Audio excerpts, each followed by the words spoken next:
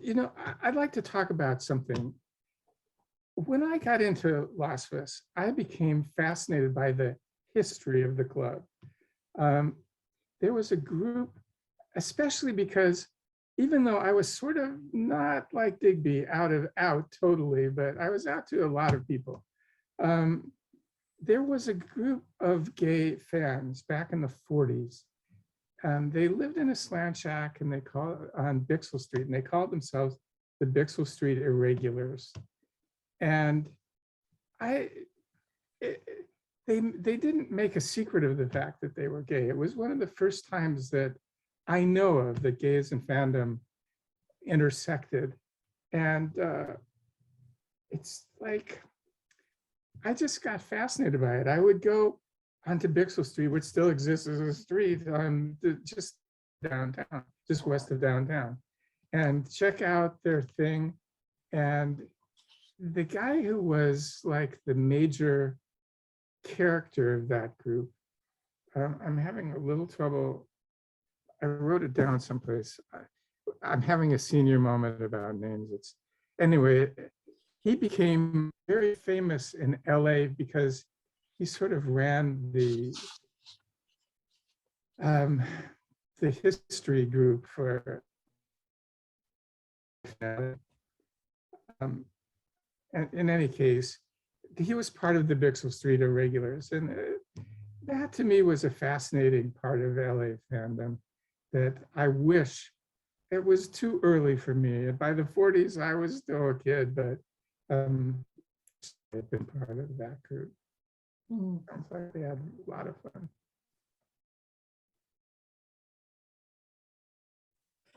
Yeah. How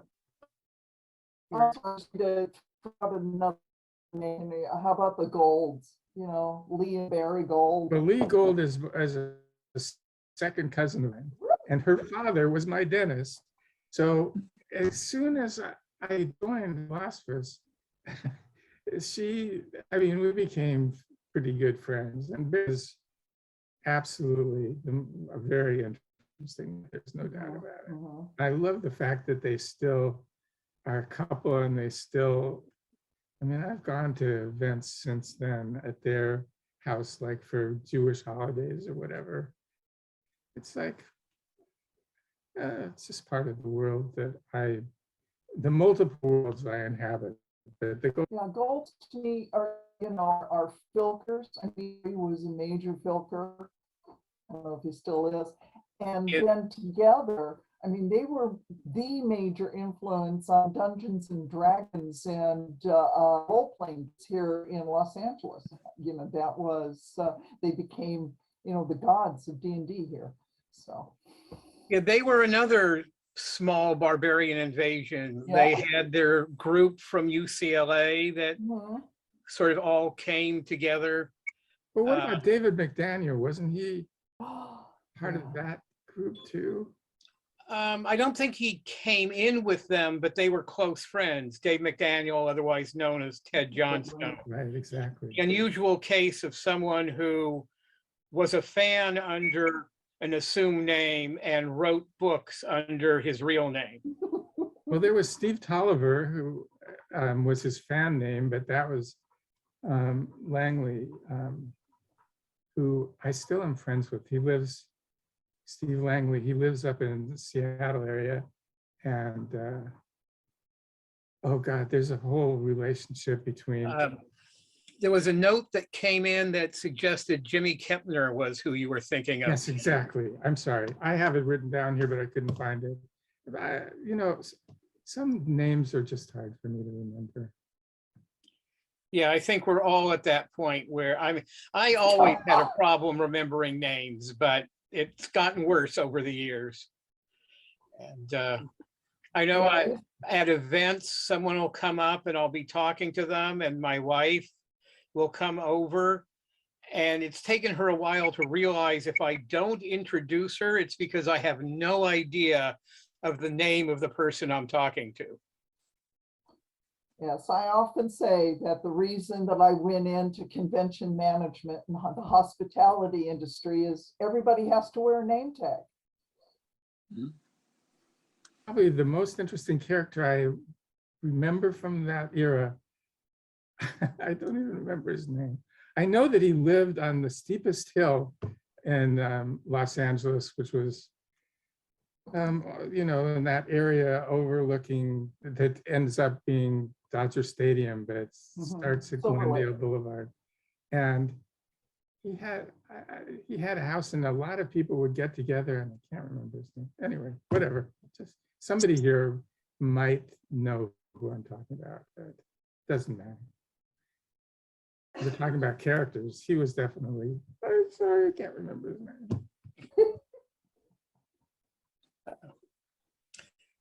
Okay. I've got a note here, clubhouse stories. I do remember when we had the official opening of the first LASFS owned clubhouse, the one on Ventura Boulevard, which was about 1,000 square feet, I think, total for the entire building. We had a big gathering, and lots of the local, and LASFS has always had a lot of pro writer members, some of whom only attended when they came to town, others who attended regularly. Larry Niven still attends regularly, even the Zoom meetings. Jerry Pornell, like you mentioned. I remember one of my first LASFS meetings, Jerry Pornell and Fritz Leiber were fencing on the porch of the hill. Jerry had brought, you know, helmets and jackets, and I remember, I think it was foils. I don't think it was sabers. But they got together and they were fencing on the porch. I don't know what was going on exactly, but there were strange things that happened at LASFS meetings. You know, the most vivid thing I remember about the Ventura Clubhouse is no matter how much room there was in the main meeting room or outside or in the library, everybody congregated in the kitchen, okay? And that's where we all talked. So we had 150 people in the kitchen talking. That's what LASFS was. Yeah, people, you know, there's always been the official meeting, and some people want to be in the official meeting and take part in that, and that's their fun part of LASFS, with LASFS's weird motions and odd bidding on things and people making announcements about science and movies and all kinds of stuff. But there are always other gathering rooms where some people never go into the official meeting and just hang out with other people. It was a place to see your friends and frequently make plans for the weekend. Well, I did describe a little bit of that vibe at the Hill when I was reading from this original grok that I wrote, because I don't know, the meetings were sort of anarchic, but I was an officer at the time, so I was interested in the meetings, but a lot of people weren't. It was a social event. And it was like, I remember there was this big yard outside of the Ventura place that we would, after the meeting, get together and talk. And it was one of the best parts of the meetings, was just being able to socialize with all these people who had similar thoughts and ideas and stuff. It was unique and it was wonderful. It wasn't the only fandom I've been involved in my life, but it was the best. There were other clubs in LA, nothing as organized as LASFS, but certainly other clubs. Were any of you guys part of any of them? I was in the Poic Society, which was all Tolkien pretty much, but there was a little bit of overlap in membership, I think. Yeah. I mean, there certainly have been specialty clubs like the Time Meddlers, which is a Doctor Who club, and there's an anime group that would also meet at LASFS. and run anime. This was in the 70s and on. There was sort of a, I'm not sure what term you would use for it, the Petards Oh, was yeah. a group of mostly older fans who, it always felt to me like they were sort of revolting against the barbarian invasions and having their own. That's exactly right. You know, I had a conversation with Elaine Pels this week, okay, in preparation for this. And I had one of the parties that I remember very, very early on was a petard party, okay, hosted someplace down south.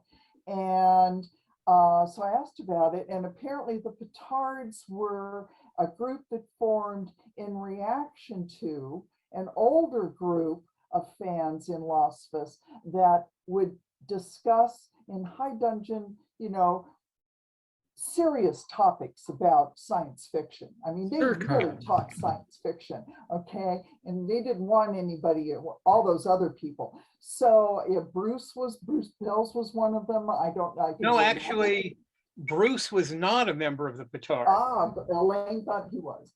Bruce was in the Yeah. Blackguards, though. He Bruce was in the Blackguards. What's but the Blackguards? Well, the Blackguards, I was a associate member of it because it existed before I came around, but I sort of fit in with that.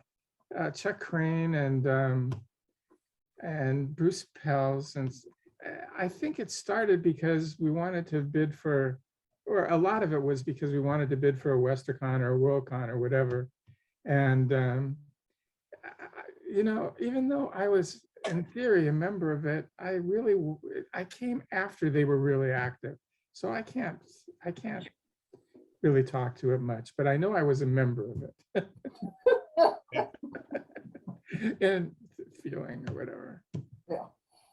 Well, it's my sense. I mean, it's fandom. It's, it's a reflection of society. So that, yeah, groups form and then groups form against them. And then, it keeps going on. Yeah, the Blackguards, I keep going back to the specific history because that's sort of what we're talking about. Was a monthly party at someone's house, and whoever's home it was called the Hoist because it was a petard, and Right.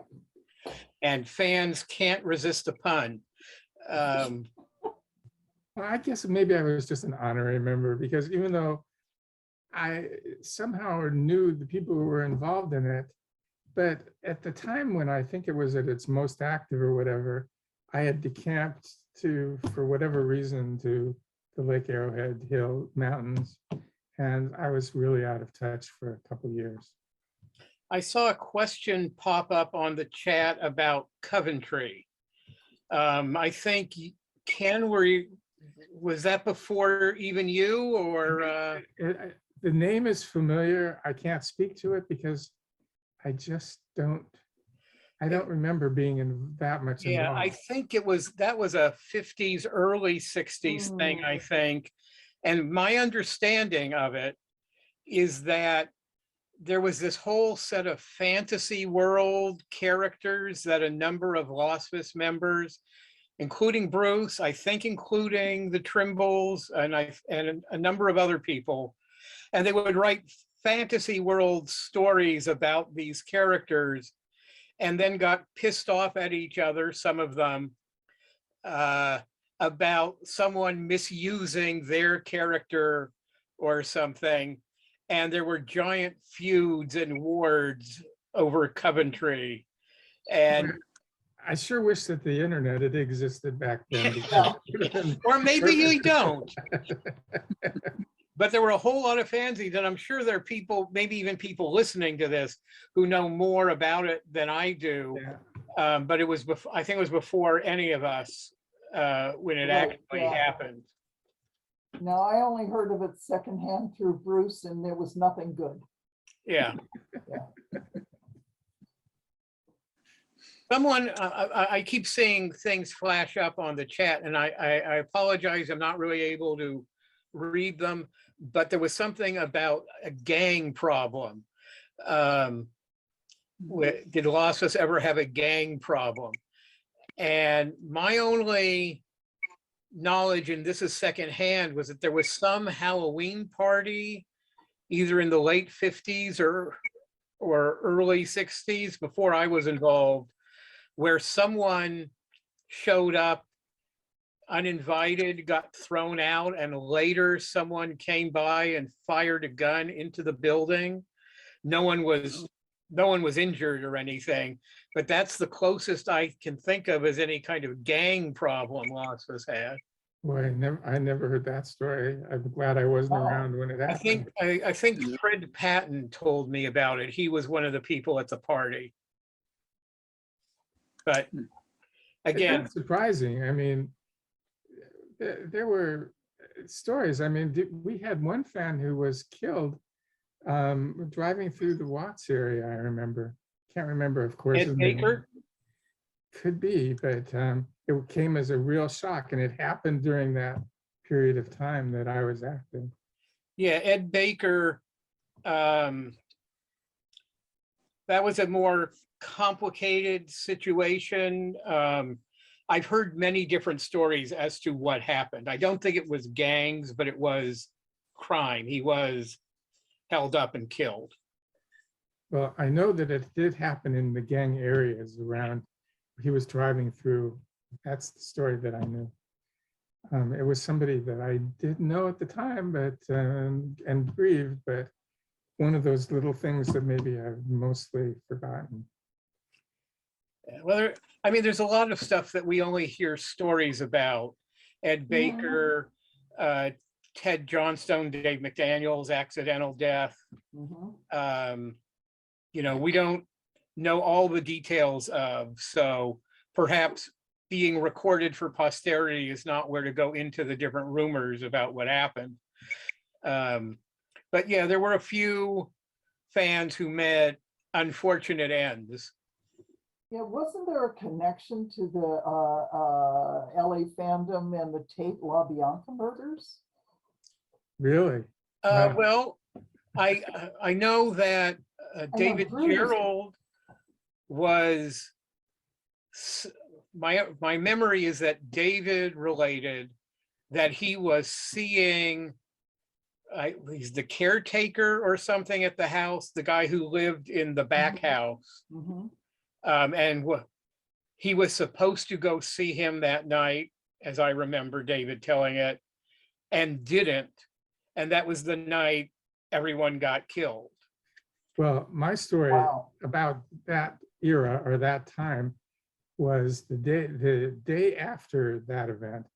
I was driving up with some fan friends, by the way. So there was a little bit of a connection there. We were going to up north to, I guess, ultimately just as a visit into Canada or whatever.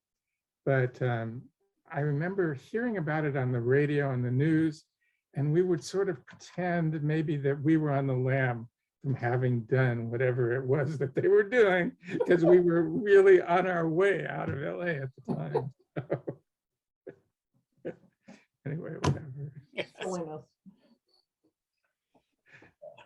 Tim, I wanted to get back to conversations about fan artists. I remember when the club was meeting at Palms Park, after some of the meetings, you and I and Kate and Bob Wadey, we'd all go to our own sort of after meeting. Not that I'm an artist or can draw a straight line, but all of you guys were. We would go to Cantor's Deli sometimes. Mm.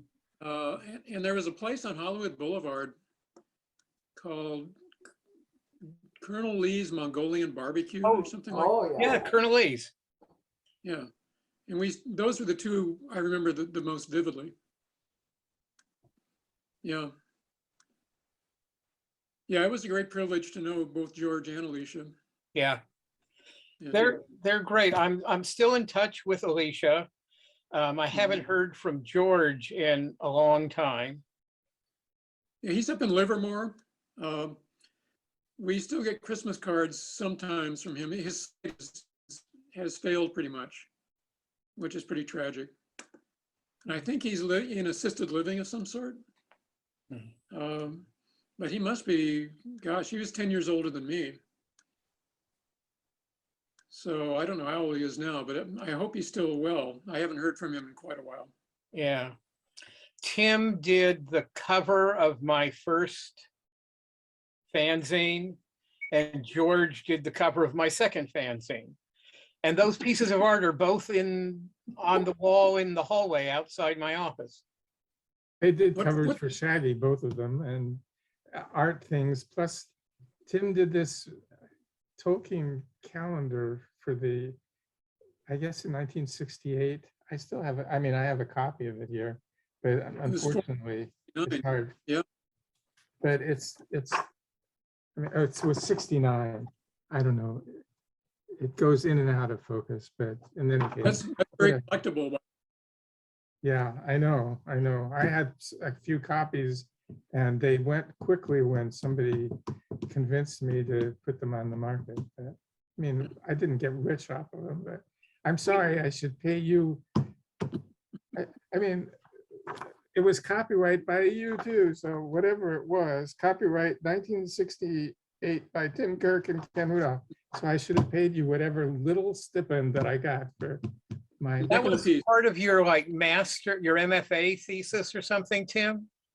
Those were not. I did my master's thesis at Cal State Long Beach on The Lord of the Rings. I did 26 color paintings, plus some other things that were less successful. And this is, again, where Bijo comes into it.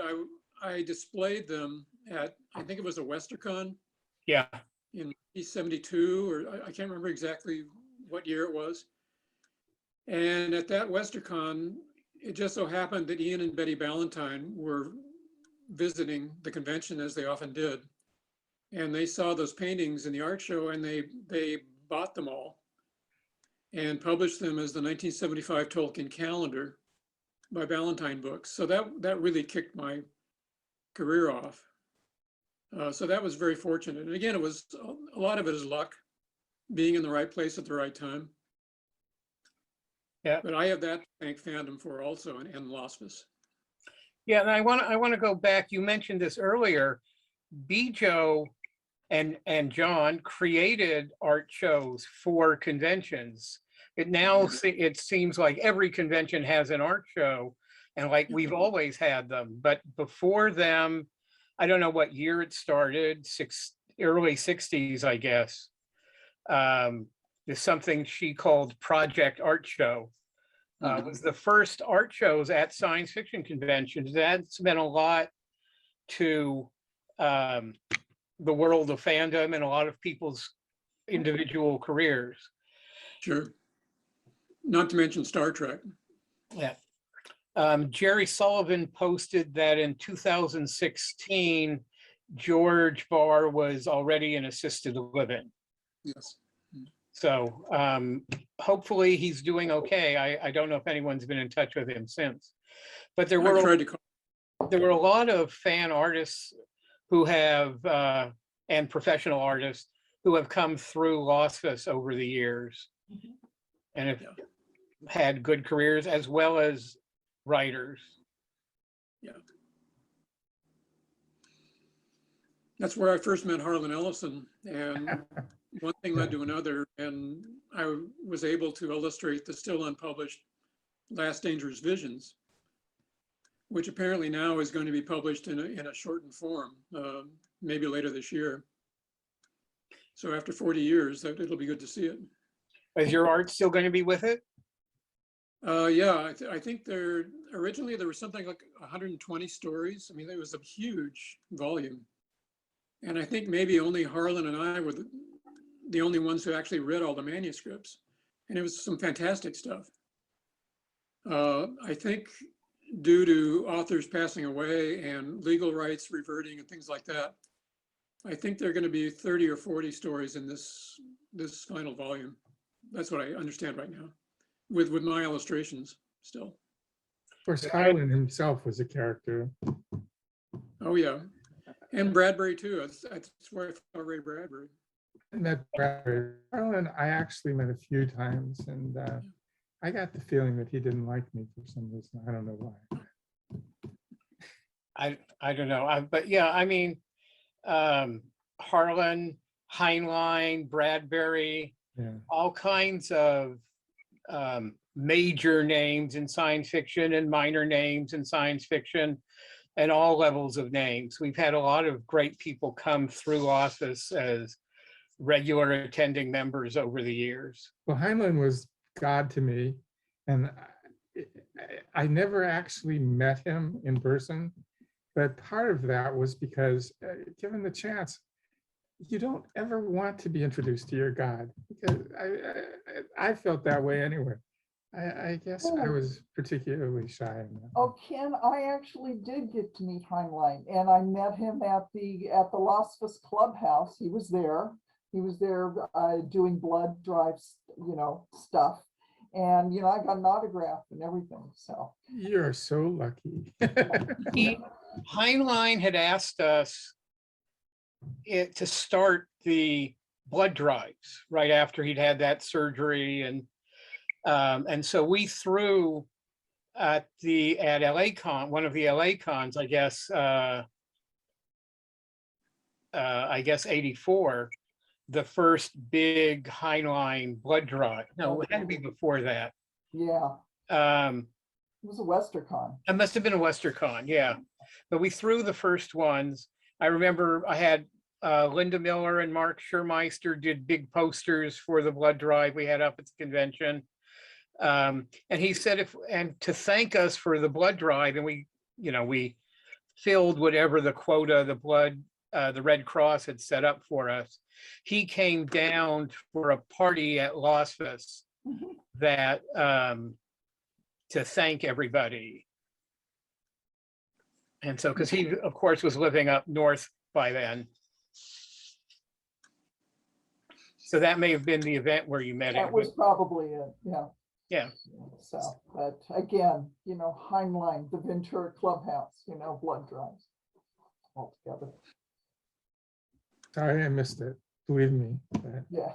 by then, I would have been able to have worshipped at his feet and not been too self-conscious.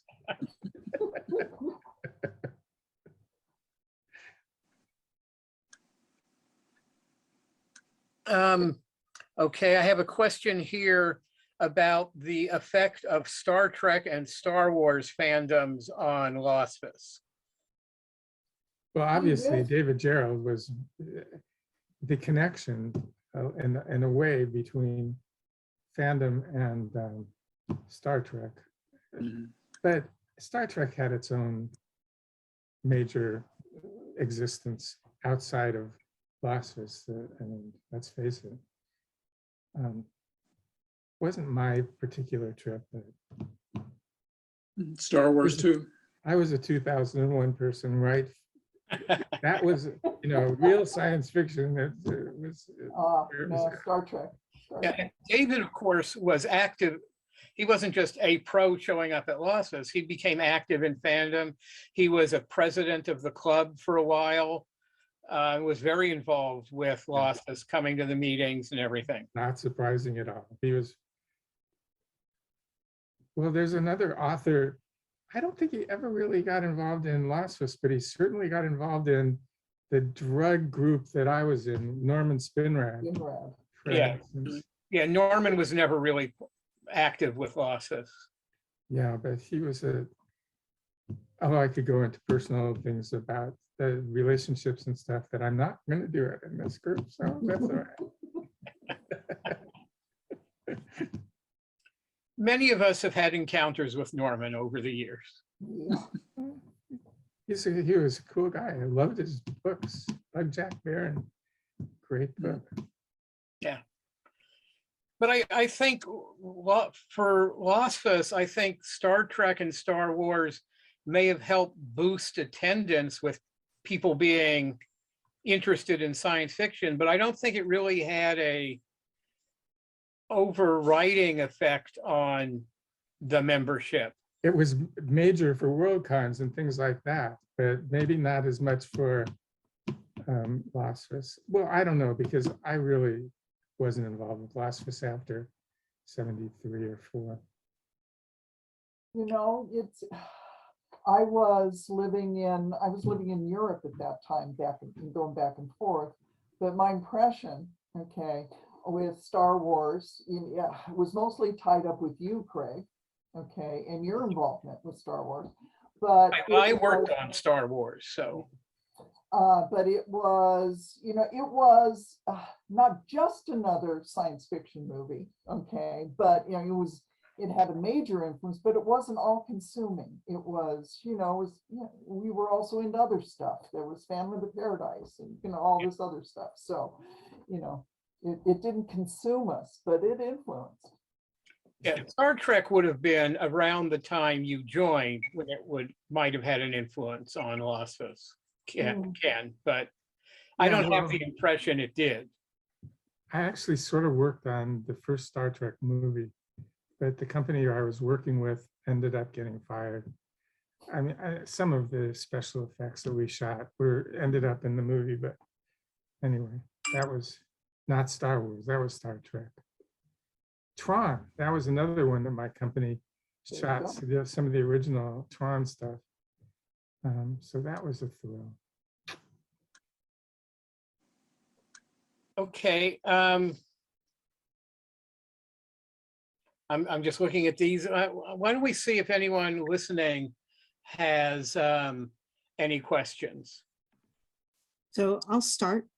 Can you say a little bit about Los Angeles area fandom and conventions? You seem to have a lot of them, including a bunch of Worldcons. Okay, I'm gonna mention one. In 67 or 8, there was an LA Con. And I remember something very specific about that. It took place at exactly the time that Sgt. Pepper came out. And nobody had actually heard the album, but I actually had a copy of it, a very early copy of it. And so we played it at the party and it became an incredibly good big hit. Anyway, that's just a story from an LA Con.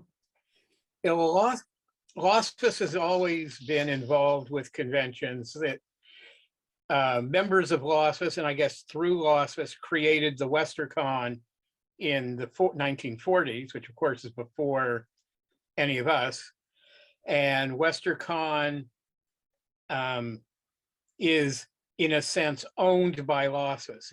If no one bids for Worldcon, it is incumbent upon the LASFS to see that Worldcon is put on. And somewhat that's what happened this last year. The group in, I think it was Seattle, couldn't put on the convention, and Worldcon ended up combined with this year's Loscon. Well, there's FunCon, as Lenny is showing this. FunCon was the not Worldcon in 1968, because Yeah, Donahoe, Rogers, and Stark up in the Bay Area won both Worldcon and Worldcon for 1968, Baycon, and combined the two. And so I guess you were involved with putting on FunCon, Ken? Yeah, I don't recall very much, but I do recall a lot of stuff that happened at Baycon that I'm not so proud of, like THC and stuff, or PCP actually, which sort of, never mind, I'm sorry. FunCon, the non-Worldcon, which happened over the Worldcon weekend, July 4th in 68, was my first Worldcon. I was 14. It's where I met Harlan and Larry Niven and a bunch of other people. You know, that might be the con that introduced Sgt. Pepper. I don't know. It happened at one of the Worldcons in LA. But a lot of Worldcons have been put on in LA by LA people, and at least one was put on in Oakland by LA people. I co-chaired a Worldcon in Oakland with Lois Newman in 1975.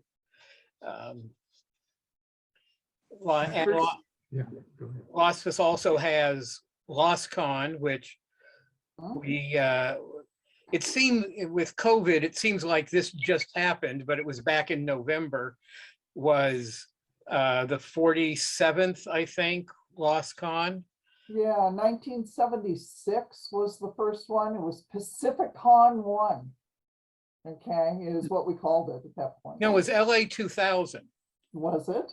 Yes, LA 2000 was to honor the 2000th meeting of LASFS. Okay. I Is think that- Bill Stevens was chairman, and it was Because I supposed, it was just going to be a one-off, and then everyone decided to, that was swell, let's do it again. And so Loscon's been happening every year since then, except for the year we had 2 of them. Right, yes. Now, I remember we had the Loscon. I was treasurer, and 2 days later, Ron Bounds and I moved to Germany. So, yes. And of course, there've been a lot of Worldcon in LA. Mhm. Yeah. There were the Pacific Cons in the 40s. There was Southgate in 58. Yeah, really. I wish. And then we had LACon 1 in 72, which Bruce and Chuck were Definitely, co-chairs I of. was at Ken that. was, were you treasurer of that, Ken? I definitely was a part of it. I don't know what capacity it was, but that was great. That was wasn't it in Orange County? No, it was in LA. It was near There was LAX. another one later in Orange County. Yeah, the ones at the LA cons after that. 72 was what was then the International Hotel Right, okay. by Yes. LAX. 84, I co-chaired with Milt Stevens in Anaheim. Mhm. Then we did 96 in Anaheim. And 2006. 2006, right, 2006. And there is rumors of bidding for an upcoming year for another LA con, but that bid hasn't been filed yet. And I don't know for sure. I honestly don't remember the year that's being talked about, and the hotel I don't think has been booked yet. So No, we're still looking. yeah. My so first that's- Worldcon was in New York the year before Baycon, which I think was in 68 or so. 69 ended up Baycon. being in St. Louis. And I was supposed to go because we had a fanzine that was up for a Hugo, but I couldn't make the trip that year. So, and we didn't win anyway. It's of course, Geis won. He always won. So I don't know exactly why. So we had some other questions in the chat. Fred, you want to unmute and ask your question? I joined LASFS in the summer of 1964. I haven't been to a meeting since. I was just wondering if that gives me the longest tenure of anybody here in the club. Long to me. Yeah, certainly, I think everyone here, I see Greg Benford. I don't know when Greg joined, but he may not have been living on the West Coast by then. Well, I wasn't living on the West Coast. I was spending the summer at Berkeley, allegedly studying Hindi. But I did get to participate a bit in West Coast fandom, and naturally, I spent a couple of weekends in LA. And who goes to LA without joining LASFS? Well, I lived in LA. Again, my biggest regret was not going to Silicon in 58. That would have introduced me to fandom. It would have changed my life, I'm certain, because I fit so well with the group of that group of people. I needed it. Yeah. I do want to mention, speaking of, before I forget, I know we're going to be here a little while longer at least. Currently, LASFS is meeting on Zoom. There's a LASFS Facebook group where you can find the Zoom link for the weekly Thursday night meetings. And there's even an after meeting on Zoom. Matthew Tepper is the current president of LASFS, and he's been stalwart in making sure that LASFS maintains its weekly record of meeting every week, at least once a week, since 1934, even during this pandemic period. And Kathy Johnson's been running the Zoom after meeting as well, which is a separate Zoom link without a formal meeting. It's just people hanging out and talking. So if anyone wants to keep in touch with LASFS, they can do it that way. I'd like to get in touch with LASFS in person one day again, if it ever happens. The Zoom thing, I'm sure I wouldn't know too many people, so that it would be fun to go to another meeting. I'd love that. And you would, of course, still be welcome. Of Death course. will not release you. I know. I've been to, over the years, I've gone every once in a while to one. And I feel welcome. I mean, whatever. So, Suzel, I think you had a question.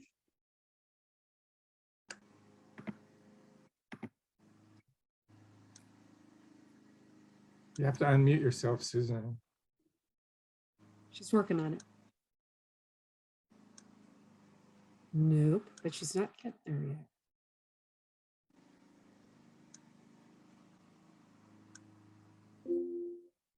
All right.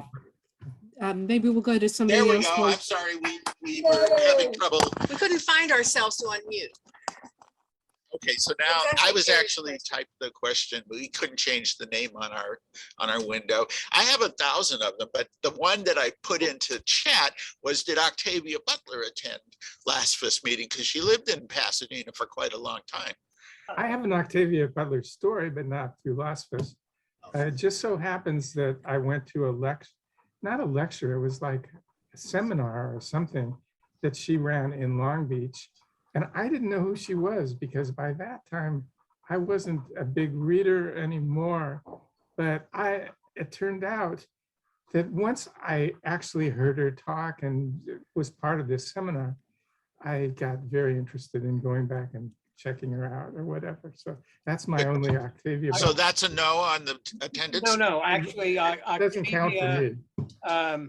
was a member of LASFS, I believe. She certainly was at a few meetings, and she came to all of the LA conventions until she moved out of the area. She moved here. Yeah, she came to our FANAC class meetings monthly for Occasionally. not consistently, but Yeah. quite a few times. She wasn't a regular attendee of LASFS, but she did it. You know, it's hard to tell who officially joined, but I'm pretty sure she joined. Okay. Well, another question that I had was the origins of the Fanquet. If I remember correctly, they happened, it was to honor somebody who had sold their first story. Yeah, they haven't happened in over 30 years, I think. Oh. But yes, LASFS used to have what were called Fanquets, and it was sort of an annual banquet honoring any member who had made their first professional sale in the science fiction fantasy field. But yeah, we haven't done those in a long, long time. I remember hearing about them, but I never knew what they were. Thank you. Okay, let's see, Gloria, I think that you also had a question, or am I misremembering? Hello, yes, I just wanted to hear a little bit more about Conosaurus and how the dinosaur theme came about, because as Edie has heard on more than one occasion, that was the best con ever. It was my favorite convention of all time for many reasons, including Fuzzy Pink. But if you could tell us a little bit more about it, thank you. Conosaurus, was that the Westercon? I'm trying Yeah, to it was Lexus Westercon. Alexis Westercon. Yeah. You know, people come up with themes for their conventions just because it's something they're kind of into at the moment. You know, we did Dinosaurs, stuffed animals, hey, you know. Yeah, I mean, it was something was fun. We were all into it. It's just like in 2006, we did the Space Cadet theme for Worldcon. I can't remember anything specific as to why it got picked. It just did, you know. It was just fun. Yeah, You know, this It is was a wonderful. club that, this is a club that will auction off the right to name the minutes of the last meeting. Okay? yeah. I did the program for Connosaurus, as I recall. Yeah, the volunteers. Did that have anything to do with Jurassic Park? No, No, no, no, no, it was just silly. yeah, Somewhere I have the jacket. We had a dinosaur cartoon logo and we had Right. did them on jackets right. and t-shirts, of course. So I don't see any other questions in the chat. Please put the word question in the chat if you want to ask one. And meanwhile, I will ask a question, which Okay. is, death will not release you. Death does not release you. Where did that come from? I think there are several stories about that, and I don't know which one is true. I have no idea where it came from. Death will not release you is the phrase of LASFS. And I can it'll tell you That's that- the unofficial motto. I can tell you apply what, for your dues. pardon? Oh, well, so I've got the story for a story from John Trimble, who sent his regrets. He and Bijo could not attend today. And he said that it came about because Ray Bradbury came to speak or came to the clubhouse and was asked to pay his dues. And he said, I'm not a member of LASFS anymore. And the response was, even death will not release you. And John said, Ray ponied up his 35 cents. Dues. And I think there's another story that it was to get the numbers of club members up to be the biggest club in the country or something like that, which sounds far less fun. So I don't know. Okay. Yeah, it was certainly the two mottos that I'm familiar with were around and well established before I joined. Death will not release you is the unofficial, and De Profundis ad Astra is the official highfalutin logo, and that's where the club's newsletter, De Profundis, gets its name, from the depths to the stars. Lenny, you know more about this than I do. Do you have a story to tell about it?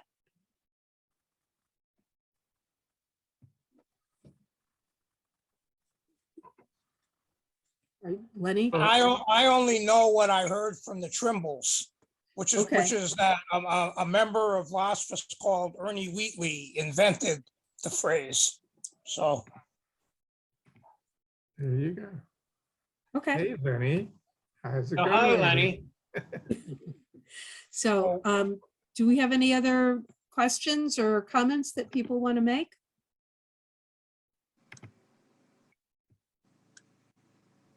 Okay, there's one. Rich, do you want to unmute and ask your question?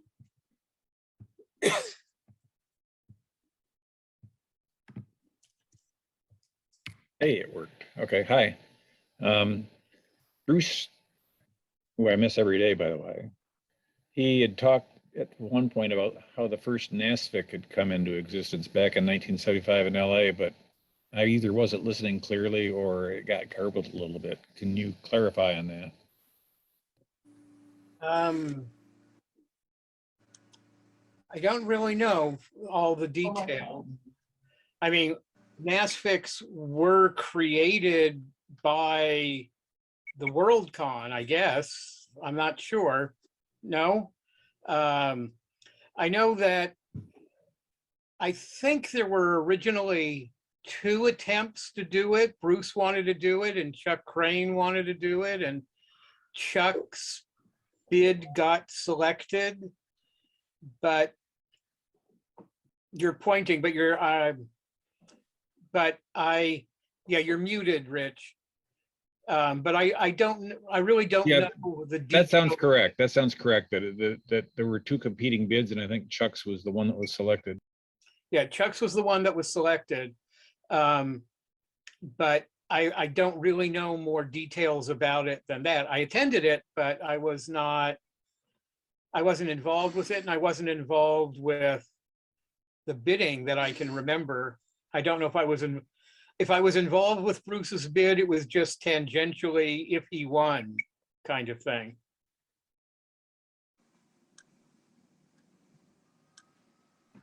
So I don't see anything else in the chat. Would the panel like to make last comments? And I think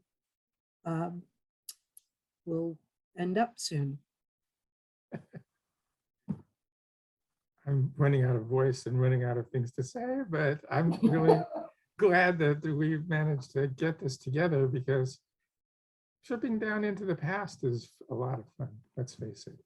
Yes, it is. Yes, it is. And I'm you glad know, to know that- we didn't touch on half of it. Well, Tim, you started to say something?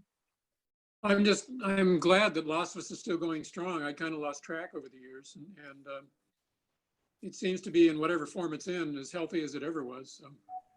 Yeah. Yeah, we didn't get into a lot of things about LASFS. LASFS used to have club outings and Mhm. all the time to different events and different like miniature golf challenges and stuff. But LASFS is still going. I hope I'll try to get back more regularly attending, because it's all, like I say, it's always been an important part of my life. I'm hoping that as the pandemic fades into endemicness, we can go back to meeting in person, and I think that would be great if That'd be LASFS great. get back to that, and of course to eventually get back to owning a clubhouse. But LASFS is eternal, I think. Well, It's- I've learned something from this, that there is a LASFS Facebook group that I didn't know about before this, that I'm going to join, and hopefully when there's, I'm probably not going to do a Zoom, but if there's ever in-person meeting, I will make it somehow. Yeah. So thank you all. Craig, I'm sorry, did I talk on top of you? No. So I just want to, so Fred put something in the chat I want to read out. Only 12 years to the LASFS centennial. Time to start planning the celebration. So with that in mind, thank Listen, you I have all. an uncle who's still alive at 101, so There you go. you never know.